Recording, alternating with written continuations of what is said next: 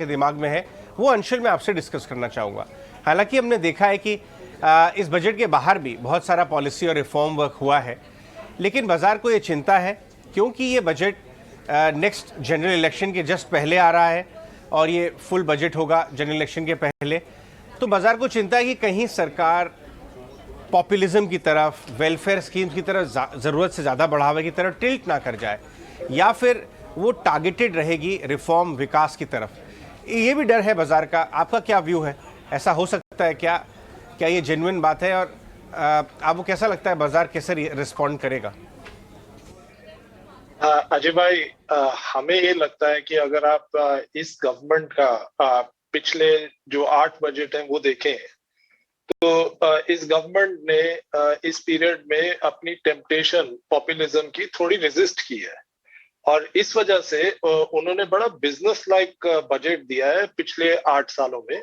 साल भर साल हर साल कोई ना कोई इलेक्शन होता है और टेम्पटेशन ये हमेशा रहता है कि उस पर पॉपुलिज्म ले आए, लेकिन वैसा हुआ नहीं है अभी तक। और इनका फोकस यही रहेगा कि रेवेन्यू अपना जो एक्सपेंडिचर है उसको कंट्रोल में रखें, जिससे कि इनका डेफिसिट कंट्रोल में रहे।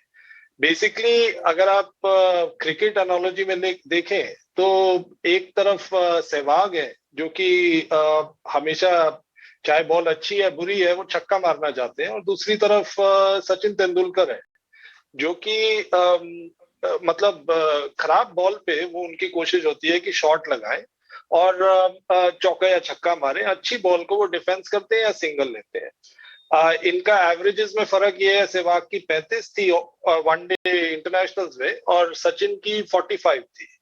हमें ये लगता है कि अभी तक मार्केट ने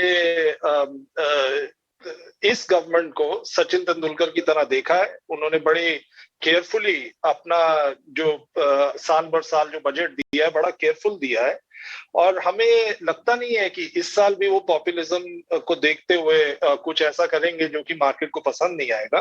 अगर ये बजट बिजनेस लाइक रहा जिसमें डेफिसिट्स को कंट्रोल में करने का पाथ इस गवर्नमेंट ने दिखाया तो मार्केट इसको चीयर करे।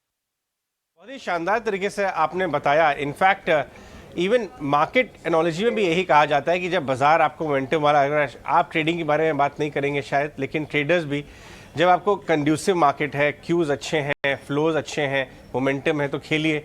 जो वो सब नहीं है तो बाजार से अलग रहिए और सिर्फ ऑब्जर्व करिए। कुछ लोग डेली बाजार में स्विंग करना चाहते हैं अपने बल्ले को और एक्सपेक्ट करते हैं चौके छक्के लग जाएं, शायद लग नहीं पाते हैं।